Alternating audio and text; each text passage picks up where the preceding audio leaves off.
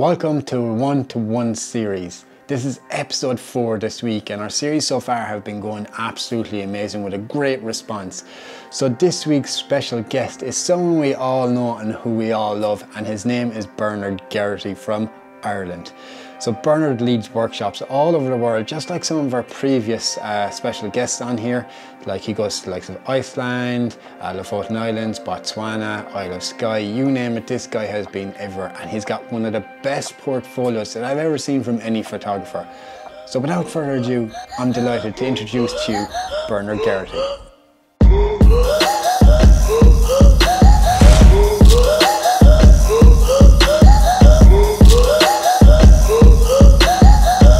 You're very welcome. Thank you very much for coming on the one-to-one series, Bernard Geraghty. How are you keeping, buddy?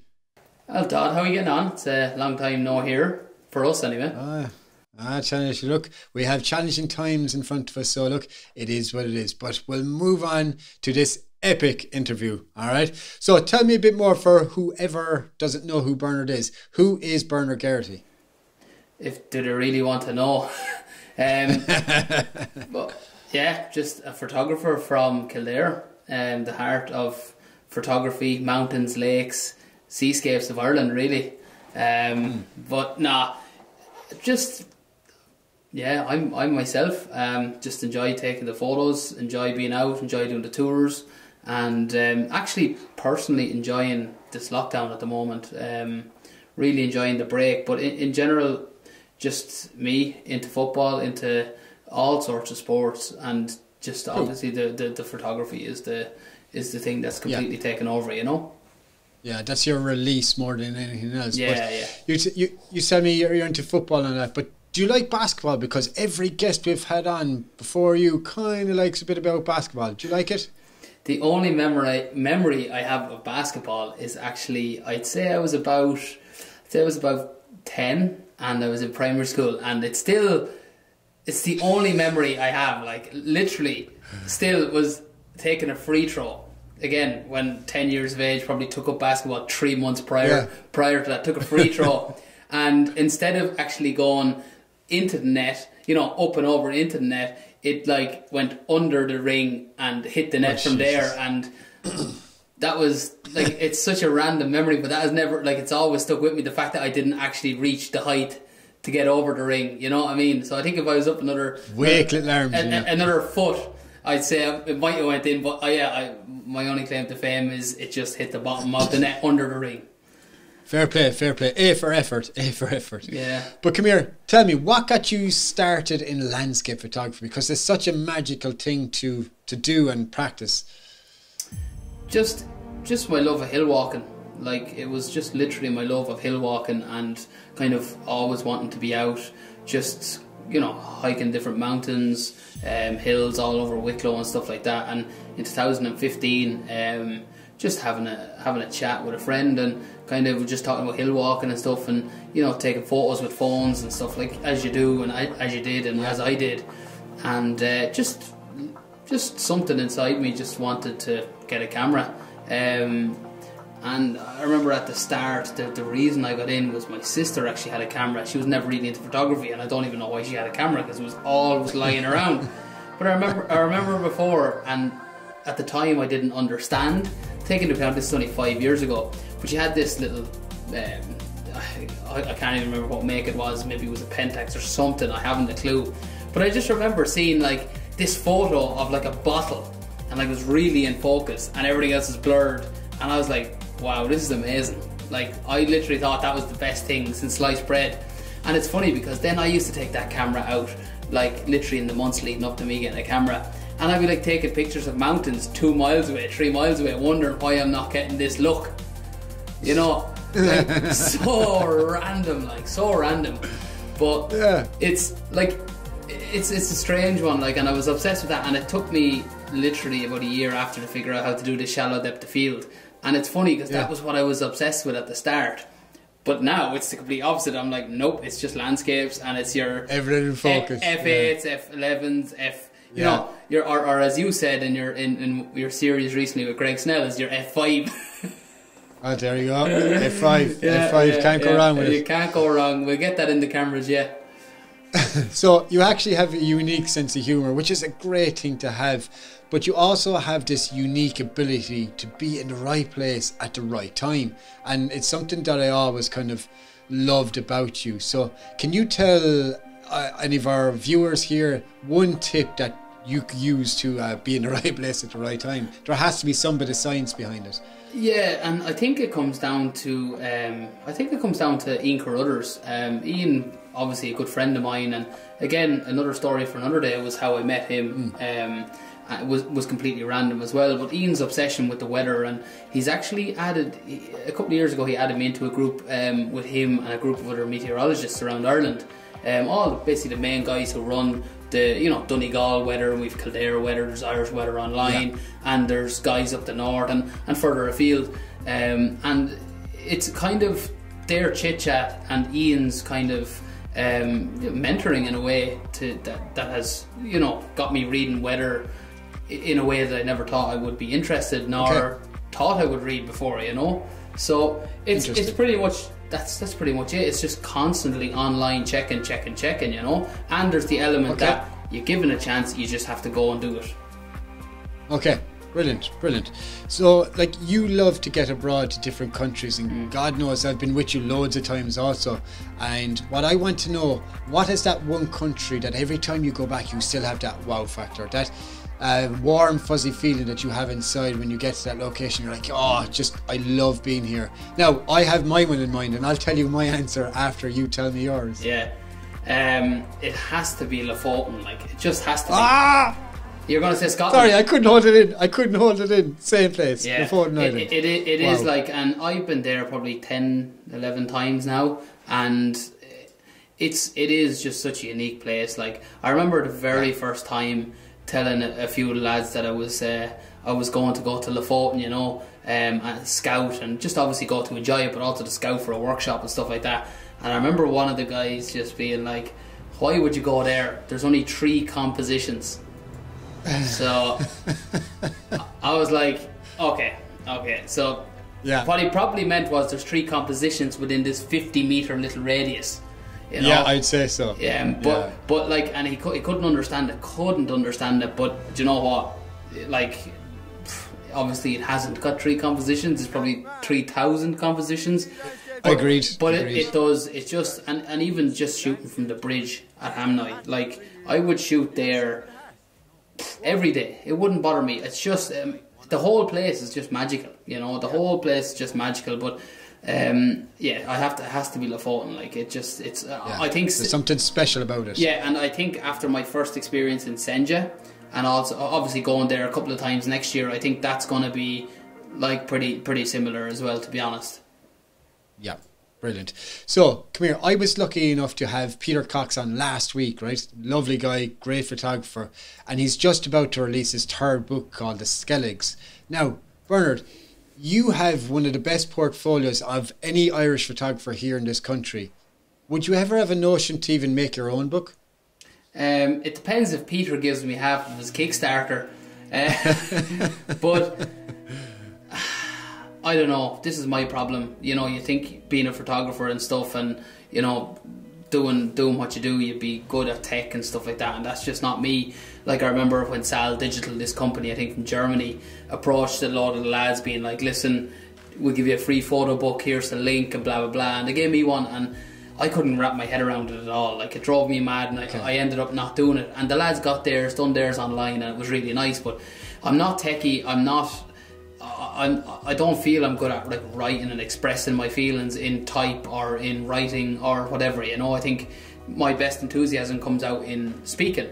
So I wouldn't rule it out, but it's hard to see. But as I say, I wouldn't rule it out. Yeah. We might get someone to do it for you, you know. Yeah, that's another option, but it's a ways now with different things that I have in my head. Hopefully that will happen in the next few months, you know.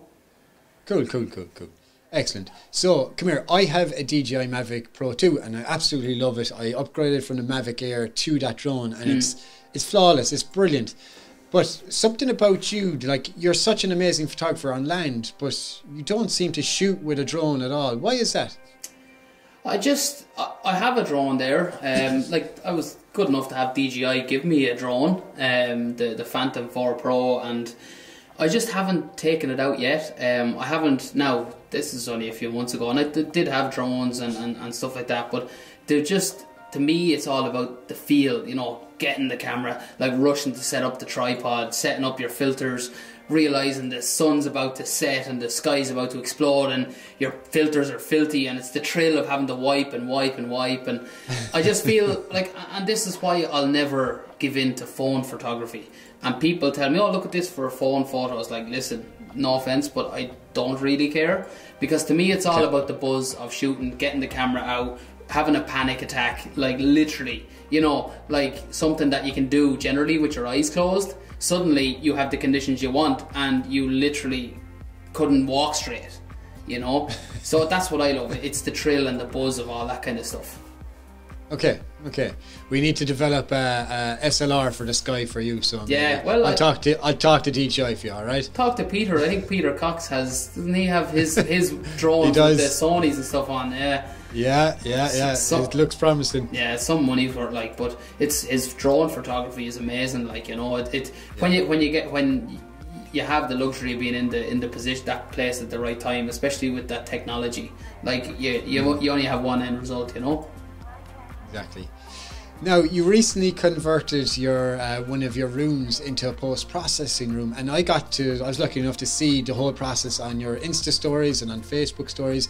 So the process was really nice to follow along. But can you tell me more about the post-processing room and what's it for? What's your thought process behind it? Well, this is kind of it here, and as you can see in the video, that's kind of my office space, and obviously where the camera is set up, it's like I've about, I suppose, 16 feet of office space, width and length, and then kind of just down to the right of my frame you've got maybe another 25 feet and about 15 feet wide, and what that's going to be my post-processing studio, where I'm going to have a BenQ screen set up. I was going to do a TV, but I find the best results in terms of, I've tested out the TV and stuff, and the best results definitely will come from a monitor. So I'm going to get a 32-inch BenQ monitor, and I'll have my seat, and then I've got a table which I got from IKEA the other day, and three seats, and it's literally going to be small post-processing workshops without having to leave the house.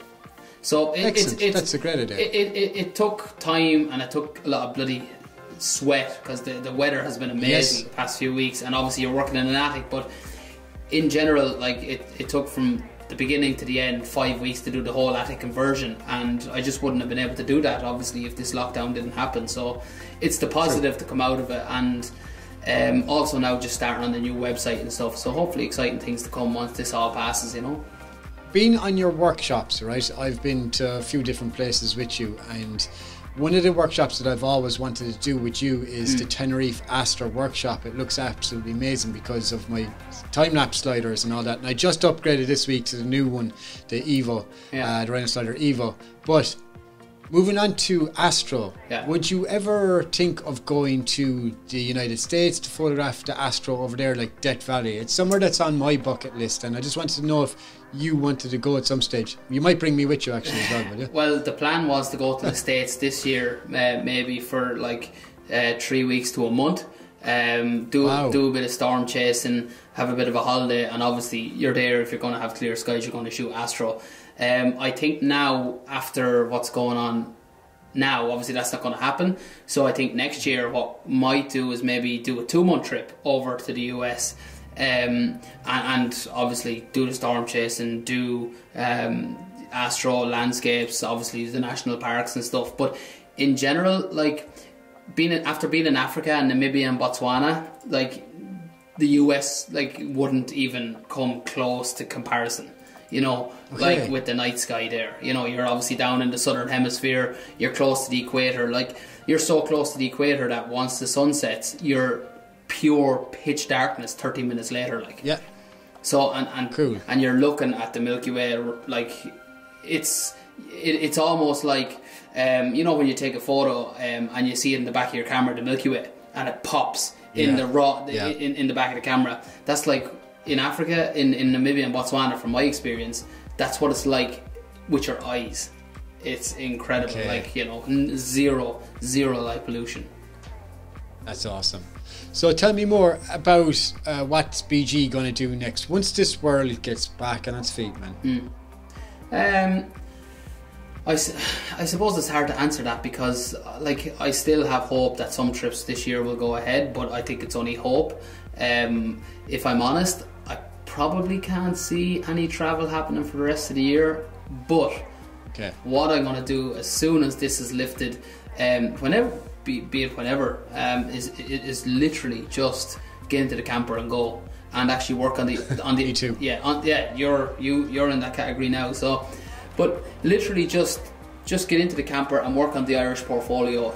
Spend a week here, a week there. You know, 3 or 4 days here, 3 or 4 days there, and help bring my Irish portfolio up to where I think it should be. Because I feel abroad, with the trips abroad, my portfolio is better from abroad. So Ireland that's one of my targets if travel doesn't happen this year. You know. Awesome.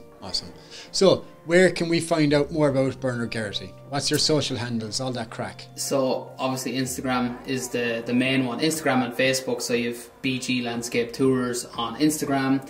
You have Bernard Geraghty Landscape Tours on Facebook. And my website, bglandscapetours.ie, which, again, in the next week, I'm hoping now the new website will be up, live, and exclusive. Excellent. And yeah, that's about it. YouTube, Bernard Geraghty Landscape Tours, but not too big on YouTube. It's just promotional videos and stuff like that. Nothing in terms of content what you guys are creating, you know. Cool. Bernard, thank you very much for coming on. I really do appreciate it. And people, if you have liked this video, this interview, please do hit the thumbs up for a like. And if you want to subscribe, do subscribe down below. And if you have any questions for me or the guy with the beard, Bernard, so do comment below if you've got any questions for us, and we'll do our best to answer them when this video goes live on Thursday. So thank you very much for tuning in. Thanks a million, Bernard, and we'll see you next week. Hey out. Dad, we'll see you soon.